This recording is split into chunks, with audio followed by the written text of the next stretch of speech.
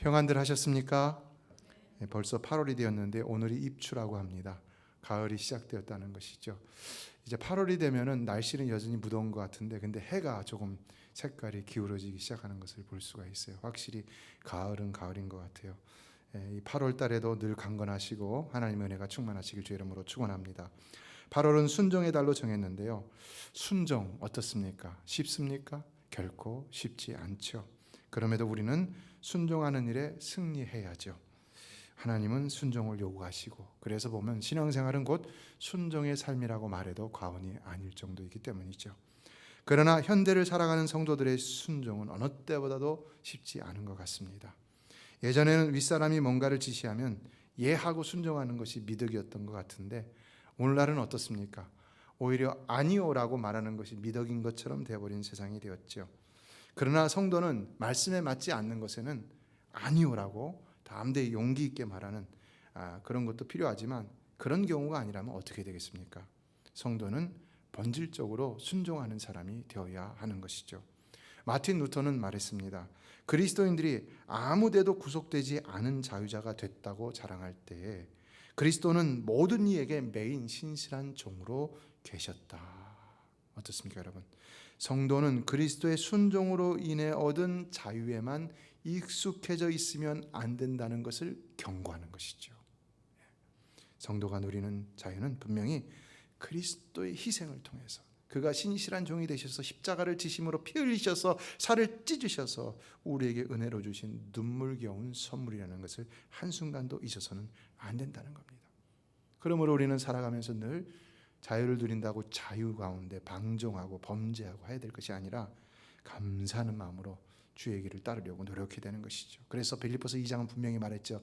너희 안에 이 마음을 품으라. 곧 그리스도 예수의 마음이니. 그 예수의 마음이 어떻다는 것입니까? 그는 근본 하나님의 본체시나 하나님과 동등됨을 취할 것으로 여기지 아니하시고 도리어 종의 형체를 가져 사람으로 태어나셨다고 그랬죠. 그래서 사람으로 나셨음에 죽기까지 복종하셨다고 그랬어요. 십자가에 죽기까지 복종하셨다고 그랬어요. 복종하는 마음. 오늘 우리에게도 예수님이 복종하셨듯이 우리에게도 복종하는 마음이 필요하다고 성경은 말하고 있다는 것입니다. 그래서 기독교의 대표적인 성자라 불리는 어거스틴에게 수많은 사람들이 제자가 되겠다고 몰려들었을 때 그가 테스트 하나를 했다고 합니다. 뭐냐면은 배추를 하나씩 나눠줄 테니까 밭에다가 배추를 거꾸로 심어라. 여러분, 배추를 거꾸로 심으면 어떻게 되는 겁니까? 배추 이파리들이 밑으로 내려가고 뿌리가 위로 올라가야 되는 거죠. 그게 우스꽝스러운 거죠. 상식적으로 말이 안 되죠. 그래서 대부분의 사람들은 배추를 거꾸로 안 심고 똑바로 심었다고 합니다. 그런데 유독 한 사람만 배추를 거꾸로 심었다는 것인데, 여러분, 누가 더 현명한 사람일까요? 일반적으로 사람들이 생각하기에는 배추를 거꾸로 심은 사람이, 아무리 어거스틴이 그렇게 말했다고 해도 아유 미련한 양반아, 배추는 그렇게 심는 게 아니야, 이렇게 똑바로 심는 거야 라고 말할 수 있겠죠. 그러나 사실은 이 사람이 더 현명한 사람이죠. 어거스틴이 그렇게 말했을 적에는 뭔가가 분명히 있을 거라고 생각한 이 사람이 더 현명한 사람인 것이죠. 하나님이 우리에게 말씀하실 때 우리가 행하기 힘든 일이라 할지라도 하나님이 행하라 하면은 거기에 뭔가 있구나. 그렇잖아요. 모세가 홍해 가운데서 지팡이를 갖다 놓고서 계속 가리키고 있었잖아요. 여러분, 이게 얼마나 미련한 일입니까? 그러나 되고 있었죠. 하나님이 홍해를 갈라줄 거라고 생각하는 것은 사실 상식적이지 않죠. 그럼에도 그는 하나님을 믿는 믿음으로 순종함으로 지팡이를 들었죠. 누가복음 14장 27절은 말합니다. 누구든지 자기 십자가를 지고 나를 따르지 않는 자도 능히 내 제자가 되지 못하리라. 순종하지 않으면 예수님의 제자가 될 수가 없다는 겁니다. 어거스틴이 그 사람을 제자로 뽑았던 이유는 바로 순종 없이는 진정 주님의 제자가 될 수 없다고 믿었기 때문이라는 것인데요. 오늘 우리도 마찬가지라는 것입니다. 우리가 진짜 그리스도인이 되기를 원한다면, 우리가 진짜 주님의 제자가 되기를 원한다면, 우리가 정말 성도가 되기를 원한다면 우리는 하나님의 말씀에 순종하는 자가 되어야 한다는 것입니다. 믿는 자일 뿐만 아니라 말씀에 순종하는 자가 되어야 된다는 것입니다. 성경은 결코 믿음과 순종을 분리해서 나누지 않습니다. 믿음과 순종을 하나로 보고 있습니다. 여러분, 우리 신앙이 실패할 때가 어느 때입니까? 지난 일주일 동안 여러분 살아가면서 실패한 적이, 신앙 영적으로 실패한 때는 어느 때입니까? 순종하지 못한 때죠. 순종하지 못하고 내 마음과 내 뜻대로 행했던 때, 그때 우리는 신앙인다운 삶을 살지 못했던 것이지요. 모노라는 사람은 말합니다. 순종은 가장 좋은 성경 주석이다. 무슨 말입니까? 우리가 기록된 성경을 읽을 때에는요, 이 말씀이 도대체 무슨 말인가 모르고 또 이해도 안 되고 이렇게 해서야 되겠는가 할지 모르지만은, 그러나 말씀대로 순종할 때는 어떻게 된다는 겁니까? 그래서 이렇게 말씀하신 거구나. 이게 바로 그 말씀이구나. 깨닫게 된다는 거예요. 하나님의 말씀은요, 지식적으로 해석할 것이 아니라 삶으로 해석해야 된다는 겁니다. 순종의 삶으로. 그렇다면 성경은 왜 순종을 이렇게 근본적으로 중요하게 여기는 것일까요? 그것은요, 아담의 죄로 타락하여 분별력을 잃어버린 우리 인생은요, 오직 하나님의 말씀에 순종할 때만이 무너진 죄의 삶을 다시 온전히 회복하고 온전한 길로 행할 수 있기 때문인 것입니다. 우리가 판단력이 있습니까? 분별력이 있습니까? 완전하지 못해요. 혹 있는 것이라 할지라도 분별을 했는데 그대로 행하지 못해요. 그래서 알고도 짓는 죄가 많습니까? 없습니까? 많이 있지요. 알고도. 모르고 지난 한 주간 동안 우리 삶에서 하나님 앞에서 실패하고 실수한 것이 아니죠. 알고도 지었어요. 알고도 우리가 그렇게 연약하다는 것입니다. 모르고 짓는 죄, 알고 짓는 죄. 그러니까 성경은 우리에게 순종하라는 거예요. 순종하라는 거예요. 순종하지 않는 사람들은 어떤 사람들입니까? 사실은 인간적으로 보면 똑똑한 사람들입니다. 소위 남들보다 똑똑하다고 하는 사람들이 순종하지 않습니다. 그러나 소위 남들보다 똑똑하다고 하는 사람들이 성경을 넘어선 생각을 하면서 어떤 일이 벌어지고 있습니까? 무신론자들이 나오고 있고요, 자유주의자들이 나옵니다. 성경을 제멋대로 해석합니다. 과학과 이성으로, 오직 논리와 합리로 모든 것들을 해결해 나가려고만 합니다. 그러니까 하나님의 진리는 분명한데도 불구하고 내 눈에 보이지 않고 내 마음에 이것이 납득이 되지 않으면 실천하지 않는다는 겁니다. 행하지 않으려 한다는 겁니다. 믿지 않으려 한다는 겁니다. 이런 무신론자들, 또 진화론자들, 혹은 자유주의자들은 사실 세상을 더 아끼고 존중하고 더 아름답게 만들겠다고 했지만은요, 그러나 세상은 어떻게 되었습니까? 여러분이 지금 휴가철이니까 휴가를 가보신 분들은 느끼겠지요. 세상은 더 죄악과 정욕 가운데 더 방탕하고 음란하며 방황하고 있다는 것입니다. 갈피를 못 잡고 있어요.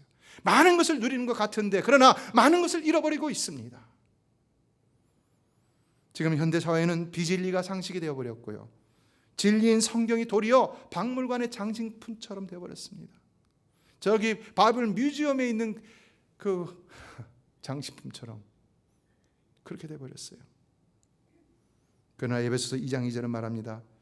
불순종의 아들들 가운데 역사하는 영, 사단은요 불순종의 아들들 가운데 역사한다는 겁니다. 우리도요 불순종하면 사단이 역사한다는 겁니다. 그래서 범죄하게 된다는 겁니다. 그래서 아담과 하와가 타락할 때 어떤 일이 벌어집니까? 그들이 불순종함으로 사단이 역사하여서 온 인류를 타락으로 몰아가고 말았던 것을 볼 수가 있는 것이죠. 로마서 5장 19절이 분명히 말합니다. 한 사람이 순종하지 아니함으로 많은 사람이 죄인이 된 것 같이. 여기 한 사람이 누굽니까? 이 처음 한 사람, 처음 아담입니다. 이 아담은 누굽니까? 아담이죠. 그 창세기 아담. 그 아담이 순종하지 아니함으로 우리가 다 죄인이 되었다는 거예요. 오늘날 왜 이렇게 타락한 세상이 됐냐? 아담 한 사람의 불순종 때문이라는 것입니다. 그것을 하나님은 한 사람의 순종하심으로, 누굽니까? 이 두 번째 한 사람은 두 번째 아담, 예수인 것이지요. 예수 아담을 통해서 순종케 하심으로 많은 사람이 의인이 되게 하시리라. 그래서 예수님이 하나님께 순종함으로 말미암아 그 높고 높은 보좌를 버리시고 이 땅에 오셔서 천한 인간의 몸을 입고 십자가를 지심으로 우리로 하여금 의인의 삶을 살게 하셨다는 것이죠. 그러나 또다시 질문하는 것은 그것이죠. 그렇다면 이제 우리는 예수가 모든 것을 다 해줬기 때문에 아무렇게나 살아도 되느냐? 성경은 절대로 그렇게 말하지 않는다는 것이죠. 믿음으로만 구원 얻는다는 말에 대해서 착각하지 말라는 것입니다. 그건 관념적인 것이 아니라는 것입니다. 그것은 순종이 포함된 실제 삶의 고백이 되어야 한다는 것입니다. 그래서 로마서 6장 16절은 말하죠. 혹은 죄의 종으로 사망에 이르고 혹은 순종의 종으로 의에 이르느니라. 우리는 죄의 종이 되어서는 안 된다는 겁니다. 순종의 종이 되어야 된다. 말씀의 순종, 하나님의 종이 되어야 된다는 겁니다. 그래야지 의인다운 삶, 하나님의 백성다운 삶, 하나님의 자녀다운 삶, 하나님이 원하시는 축복의 삶을 살 수가 있다는 것입니다. 믿으십니까? 그래서요, 신앙생활은요, 시간이 가면 갈수록, 신앙의 연조가 깊어질수록 순종의 성숙도가 더 넘쳐날 수 있어야 되는 것입니다. 오래 신앙생활하는 사람은 더 순종할 수 있어야 됩니다. 아니, 그러지 못한다면 그 신앙에는 문제가 분명히 있는 겁니다. 우리는요, 우리의 상황과 형편 때문에 자꾸 우리의 순종을 제한할 때가 있어요. 내 형편이 이것 때문에 안 되기 때문에, 내가 근심하기 때문에, 걱정하기 때문에 난 순종할 수 없습니다. 순종할 수 없습니다. 그러나 여러분, 그렇게 순종하지 않는 것은요, 사단의 유혹에 넘어가는 사실이라는 것을 기억하시기 바랍니다. 순종할 때만이 우리는 약속된 축복을 받아 누릴 수 있는 것입니다. 오늘 본문은요, 온통 축복을 약속하고 있어요. 그러나 14절로부터 보면요, 온통 저주를 약속하고 있어요. 성경은요, 축복만 약속하는 게 아니에요. 저주도 약속하고 있어요. 그럼 누구에게 축복을 약속하십니까? 오늘 본문을 보면 순종하는 자에게 축복을 약속하십니다. 누구에게 저주를 약속하십니까? 불순종하는 자에게 저주를 약속한다는 겁니다. 그래서 우리가 삶에서 불순종하며 말씀대로 살아가지 않습니다. 하나님 말씀 분명히 이렇게 하라고 하는데도 내가 그렇게 알면서도 따라가지 않습니다. 그럴 때는요, 처음에는 잘 나가는 것 같지만요, 결과는 반드시 안 되게 되어 있다는 겁니다. 왜냐하면 하나님은 살아계시기 때문인 것입니다. 그래서 성도는요, 본질적으로 순종하는 사람이 되어야 되는 것입니다. 특히 정말로 여러분이 하나님을 믿는다면, 예수 그리스도를 믿는다면 반드시 순종하는 자가 되어야 됩니다. 어거스틴은 말했습니다. 순종에 드는 비용은 불순종으로 야기된 손실과 비교하면 적다. 순종하는 게 더 이득이라는 것이죠. 순종해야지 우리가 더 많은 것을 하나님으로부터 얻으며 살아갈 수가 있다는 것이죠. 불순종, 내가 생각하기에 내 뜻대로 이렇게 생각해 보니까 이게 아니야. 그래서 내가 하나님 뜻대로 살아갈 수가 없어. 내 삶의 이 상황에서는 지금 아니야, 이렇게 하는 게 아니야, 말씀대로 하는 게 아니야, 지금은 이런 상황이니까 이렇게 내 하갖고 하는 것이 더 잘 될 것 같지만 절대로 결과적으로는 그렇지 않다는 거예요. 믿으십니까?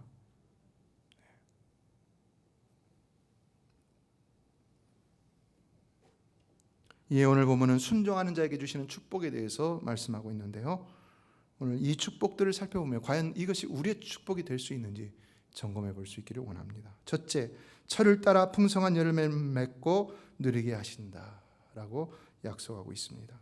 삶은요, 누구나 하나님의 것을 누리지만요, 축복은 얼마나 하나님의 것을 많이 누리냐에 달려 있을 것입니다.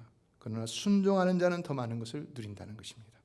예, 4절로 5절은 이렇게 말하고 있습니다. 4절로 5절을 다 같이 읽어보겠습니다.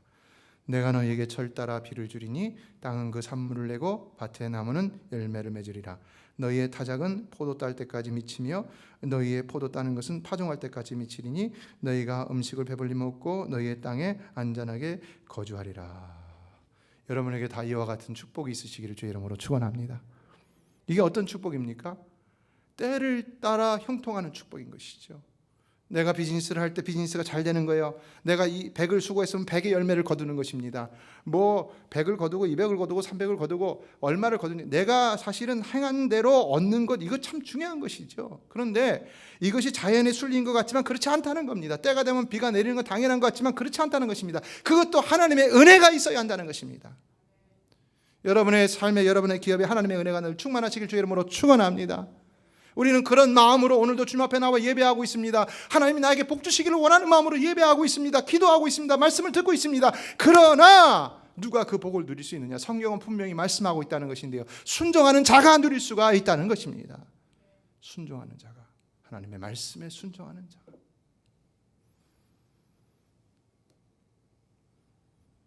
지금 우리가 이상기후를 경험하면서 느끼는 것이 있는데요, 뭡니까? 자연은 순리대로만 돌아가는 것이 아니라는 것이죠. 지난주 수요일에 여기 오셔서 말씀을 전했던 그 피지 선교사님이 원래는 인도네시아에서 사역을 하셨다고 합니다. 그런데 그분이 인도네시아에서 사역을 할 때 쓰나미가 몰아닥쳤다는 것입니다. 바로 그 진원지에서 사역을 했다고 합니다. 그랬는데 놀라운 간증을 합니다. 하나님이 그리스도인들을 그때 지켜주셨다. 어떻게 그랬냐? 당시 그 지역에서는요, 이 무슬림 국가 가운데서 가장 강력한 무슬림 국가가 어느 나라인지 아십니까, 여러분? 물론 무슬림 국가들은 다 강해요. 그런데 가장 그 큰 나라는요, 인도네시아예요. 인구가 3억이거든요. 그리고 굉장히 그 법이 강력해요.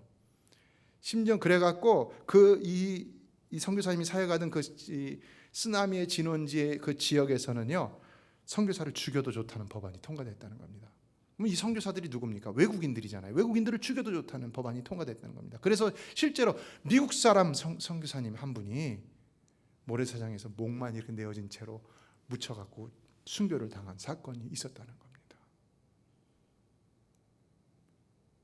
그때의 그리스도인들은 그때가 12월 25일 성탄절 가까운 날이었는데, 그래서 집회를 신청했다는 겁니다. 24일에 모이게 해달라고, 공설운동장 같은 곳에서 모이게 해달라고 신청을 했는데 당연히 허락을 안 해주죠. 시청이 허락을 안 해줍니다. 그래서 25일 날 오늘은 크리스마스니까 오늘은 허락하겠지. 그리고 또 신청했는데 또 안 해줘요. 그래서 하는 수 없이 26일 날 산꼭대기 가면은 이렇게 큰 넓은 장소가 있다고 합니다. 그래서 그곳에서 모이자고 다 약속을 하고 다 그곳으로 10시까지 오라고 했다고 합니다. 그래서 사람들이 다, 그리스도인들이 9시가 넘어서 거기 다 모였다고 하는데요, 9시 반에 쓰나미가 몰아닥친 거예요. 어떻게 됐겠어요? 밑에 있던 사람들, 그 진원지였는데요, 다 죽었죠. 많이 죽었죠. 근데 그때의 동영상을 찍은 것을 봤는데 그 선교사님이 직접 증언하는 거예요. 그때 인도네시아 사람들이 하는 말, 그걸 들어보니까 우리가 그리스도인들을 핍박해서 이렇게 당한다, 벌 받는다, 그렇게 울부짖더라는 겁니다. 자기들도 자기들이 행한 일을 알기 때문인 것이죠. 여러분, 하나님은 살아계신 줄로 믿습니다. 분명히 하나님은 살아계십니다. 여러분, 어느 지역은 해안가에 그리스도인들이 살았는데, 그러면 쓰나미가 닥치면 해안가에 있는 사람들이 제일 먼저 피해를 봐야 되는데 오히려 놀라운 기적이 일어났다는 것입니다. 파도가 여기를 탁 치고 넘어가고 저쪽 불신자들의 지역에 물이 잠기고 여기는 그냥 멀쩡하게 보호를 받았다는 겁니다. 또 어느 지역에는 물이 다 잠겼는데 교회만 물이 들어오지 않았다는 거예요. 이런 이야기를 1시간 이상 할 수 있다고 선교사님이 얘기했어요.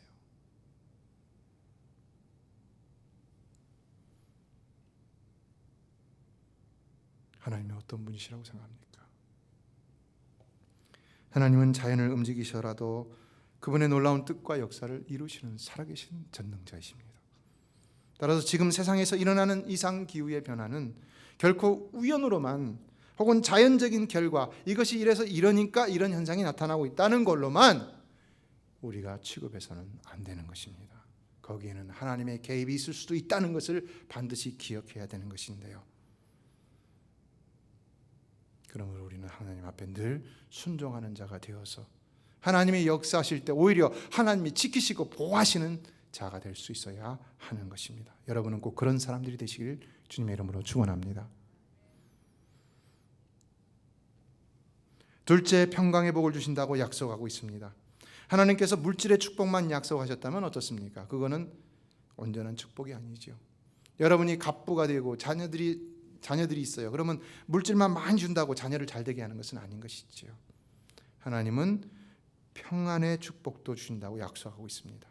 자, 이것도 순종하면 주신다는 것인데요, 순종해야 준다라는 것이 더 축복인 거예요. 그냥 주는 게 아니라 순종해야 준다고 하신 것이 더 축복이에요.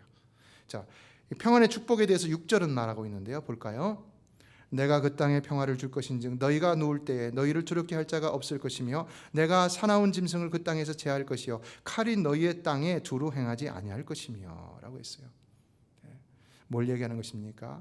여러분, 이제 이 말씀들이요, 이스라엘의 역사 가운데 그대로 나타나는 것을 볼 수 있는데요, 이스라엘이 하나님 앞에 순종할 때는요, 그들이 그 땅 가운데서 두려움 없이 평안함을 살았던 것을 볼 수가 있습니다. 그래서 7절로 8절을 보면은요, 같이 읽어볼까요? 시작. 너희의 원수들을 쫓으리니 그들이 너희 앞에서 칼에 엎드려질 것이라. 또 너희 다섯이 백을 쫓고 너희 백이 만을 쫓으리니 너희 대적들이 너희 앞에서 칼에 엎드릴 것이며. 할렐루야. 하나님이 함께 하시면 이런 역사가 일어나는 줄로 믿습니다. 이런 역사가 일어나는 거예요. 요나단이 칼을 들고 나갈 때요, 쿵쿵 밟을 때 지진이 일어나잖아요. 뒤따르던 자가 그러니까 쿵쿵 밟으니까는 앞에 있는 블레셋 군사들이 팍팍 쓰러지고, 그러면 뒤에 있는 사람 칼을 든 자가 목을 치고.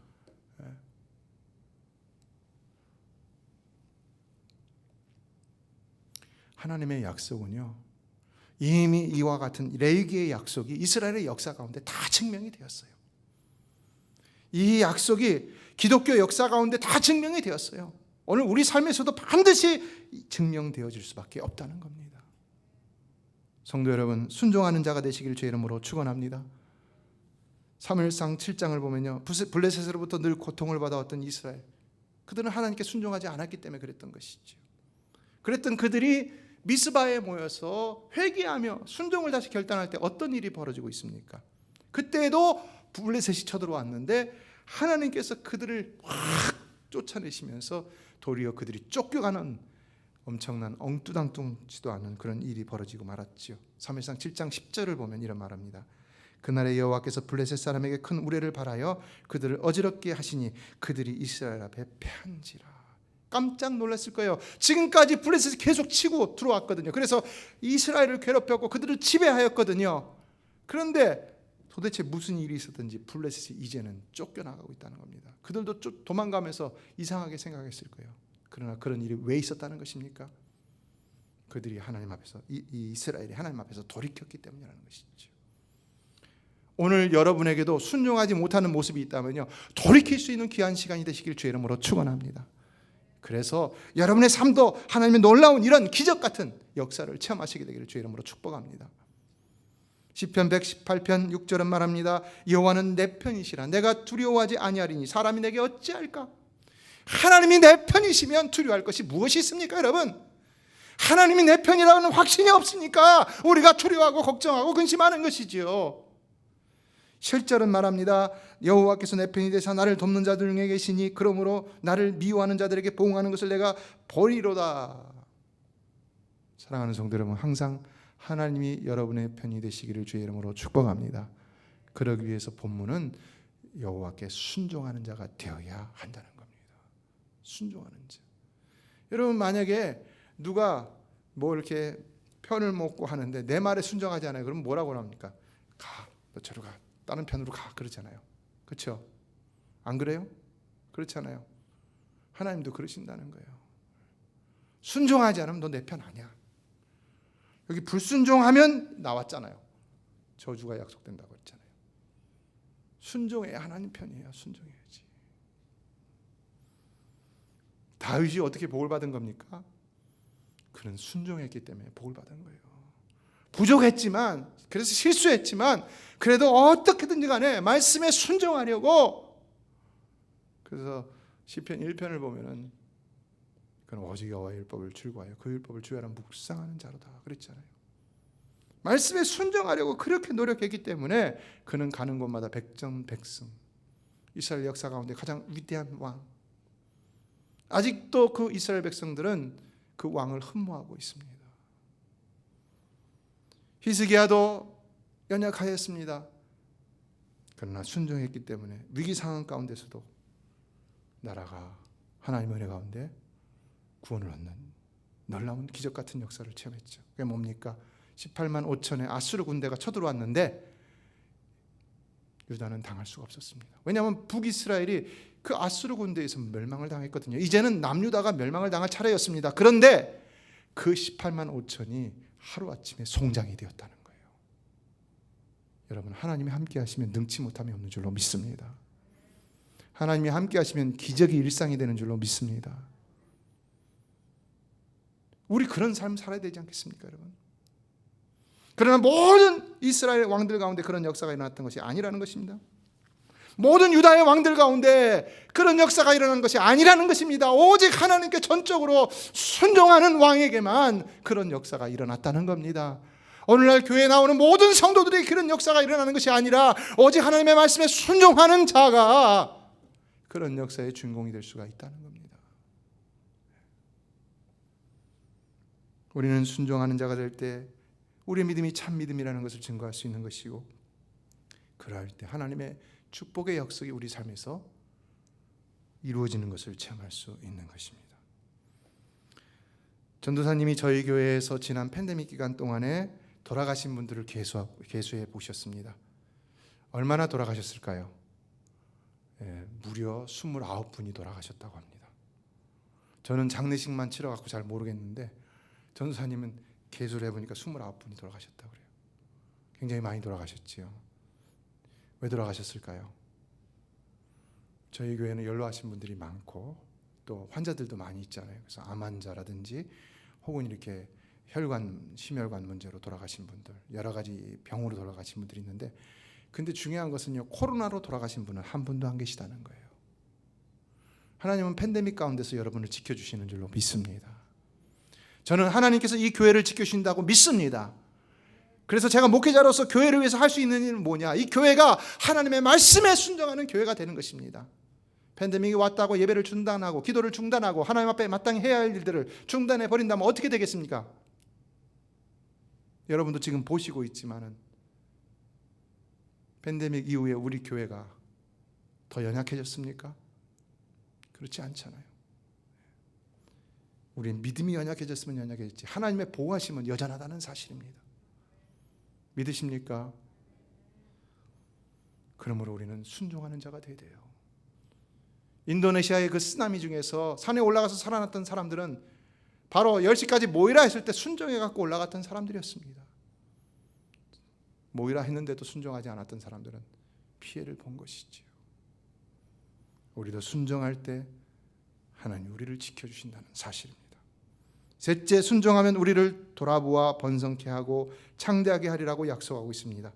돌아보아라고 했는데, 돌아보아라는 말씀은 하나님은 우리가 순종할 때 먼저 우리의 연약한 삶을 돌아보신다는 메시지를 전해주고 있습니다. 우리 연약함이 무엇입니까? 우리는 자꾸 우리가 그것을 돌아보고 우리가 해결하려고 그러는데 아니라는 거예요. 우리 연약함은 하나님이 해결해 주셔야 하는 줄로 믿습니다.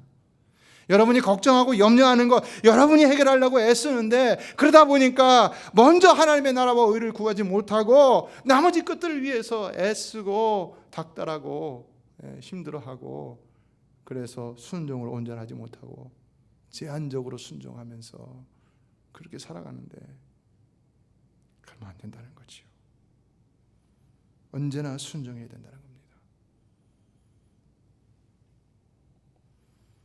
저는 제가 연약함이 많은데도 불구하고 항상 이 자리에서 사명을 감당할 수 있는 것은 오직 하나님의 은혜라고 믿습니다. 아무리 돌아보아도 제가 다 보지 못하는 연약함들이 있는데 결국은 하나님께서 깨닫게 하시고 그래서 그것을 채우게 하실 때가 많이 있는 것을 경험하기 때문입니다. 하나님의 은혜가 아니면 안 된다는 거예요. 나의 연약함은 하나님의 은혜가 아니면 안 된다는 거예요. 무디 목사님이 스코틀랜드에서 복음을 전하는데 한 소녀가 달려왔습니다. 목사님, 하나님께서 구원해 주셨다는 사실을 깨닫고 싶어요. 하나님 앞에 마음껏 드리며 살고 싶어요. 그러자 목사님은 소녀에게 그러면 네가 가지고 있는 거 드려라. 당연한 얘기죠. 그랬더니 그때 소녀가 눈물을 흘리며 말합니다. 저는 가진 것이 없어요. 글도 배우지 못했어요. 몸도 연약해요. 그런데 이런 몸도 주님 받아주실 수 있나요? 그런데요, 놀라운 일이 벌어졌다는 겁니다. 그가 그렇게 고백하는 그 순간에 얼굴이 갑자기 빛나기 시작했다는 겁니다. 무엇을 의미하겠습니까? 하나님의 은혜가 임하고 있었다는 것이지요. 전에도 말씀드렸죠. 하나님 여러분에게 뭘 원하십니까? 물질을 원하십니까? 건강을 원하십니까? 뭘 원하십니까? 하나님 여러분 자신을 원하시는 것이지요. 하나님 여러분 자신을 하나님 앞에 드릴 때에 은혜를 주시는 줄로 믿습니다. 오늘도 하나님의 말씀을 받아들이는 사람들은 얼굴에서 빛이 나는 것입니다. 은혜가 임하는 것입니다.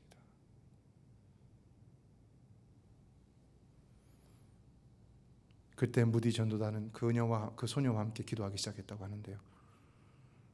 그때 그 소녀가 했던 주님 내 모습 이대로 받아주세요 라는 기도의 내용을 가지고 엘리자 해밀턴이 시를 썼고, 그리고 무디와 함께 찬양 사역을 했던 생키가 곡을 만들었는데, 그것이 우리가 잘 부르는 214장입니다. 나 주의 도움 받고자 주 예수님께 빕니다.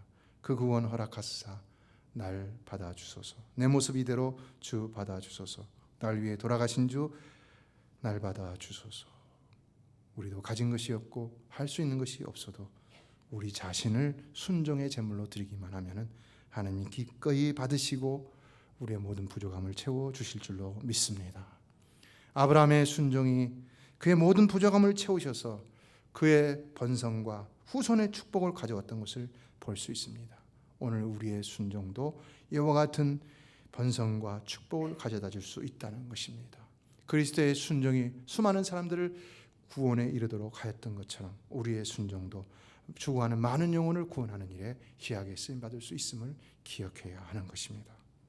마지막으로 본문은 순종하면 하나님의 백성으로 삼아주신다, 하나님의 백성으로 삼아주신다 약속하고 있습니다. 그러나 여러분, 지금까지 약속한 축복 중에 가장 큰 축복은 무엇이겠습니까? 바로 이것인 것이죠. 하나님의 백성으로 삼아주신다. 그래서 어떤 일이 벌어지냐? 11절은 내가 내 성막을 너희 중에 세우리니, 12절은 나는 너희 중에 행하여 너희 하나님이 되고 너희는 내 백성이 될 것이라. 내가 내 성막을 너희 중에 세우리니, 이 말씀은요 어떤 말씀입니까? 이것은 우리로 하여금 광야 생활을 연상케 하죠. 이스라엘이 광야를 가는 동안에 진을 치죠. 이렇게 지파별로 진을 칠 때 그 가운데 성막을 세워놓죠. 그랬을 때 어떤 역사가 일어납니까? 성막 가운데 임재하시는 하나님께서 불기둥과 구름기둥으로 이스라엘 백성들을 지키시고 인도하시는 놀라운 역사가 일어났던 것을 볼 수가 있죠. 광야 같은 인생길, 우리가 어떻게 가야지 안전하고 또 우리가 어떻게 가야지 가야 할 길을 올바로 갈 수 있다고 생각하십니까? 여러분 삶의 중심이 꼭 하나님이 되시기를 주의 이름으로 축원합니다. 하나님 우리 삶의 중심이 되셔서 계셔야 우리가 어디를 가든지 안전할 수 있고 또 올바른 방향으로 갈 수가 있다는 겁니다. 그러나 이런 축복은 순종하는 자에게 주는 축복이라는 것입니다. 예, 베드로전서 2장 9절은 너희는 택하신 족속이요 왕같은 제사장들이요 거룩한 나라요 그의 소유된 백성이라고 했는데 10절은 이렇게 말합니다. 다 같이 읽어볼까요? 시작.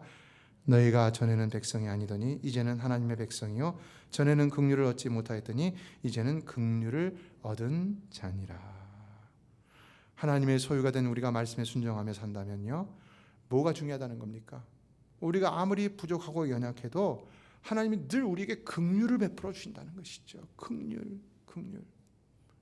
좀 부족해도 이해해 주시고 불쌍히 여겨 주신다는 겁니다. 이게 얼마나 큰 은혜입니까? 얼마나. 정말 우리에게 필요한 은혜가 이거 아닙니까, 여러분? 이런 은혜를 베풀어 주신다는 거예요. 순종하고자만 하면.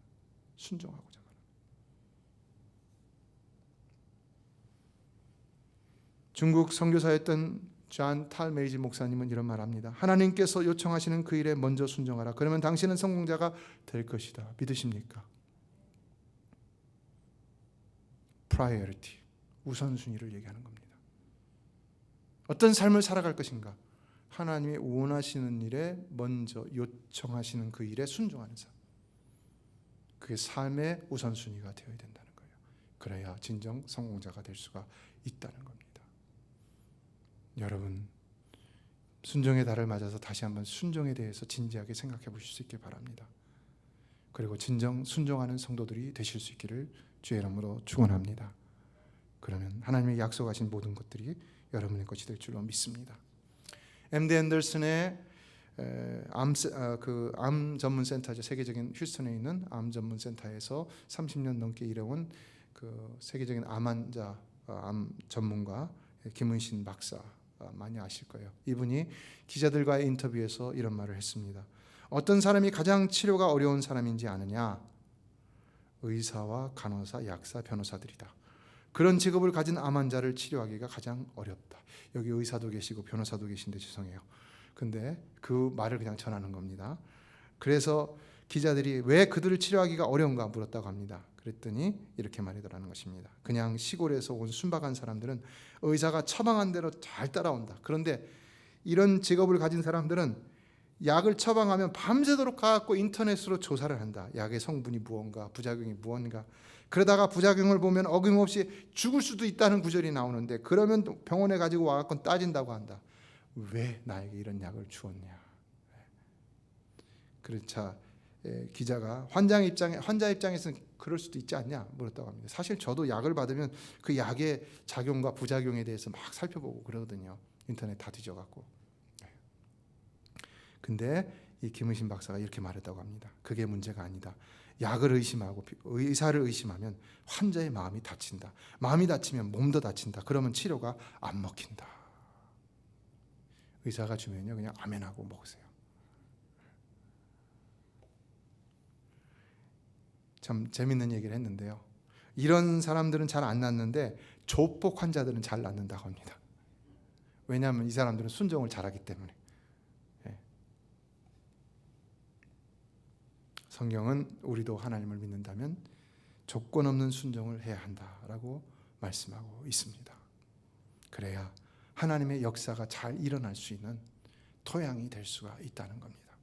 씨 뿌리는 농부의 비유를 보면요, 길가나 돌밭이나 가시밭은 아무리 씨를 뿌려도 열매를 맺지 못하는 토양이지만, 그러나 옥토만 100배까지 열매를 맺는다고 했는데, 그 옥토는 무엇을 얘기하느냐? 누가복음 8장 15절이 말합니다.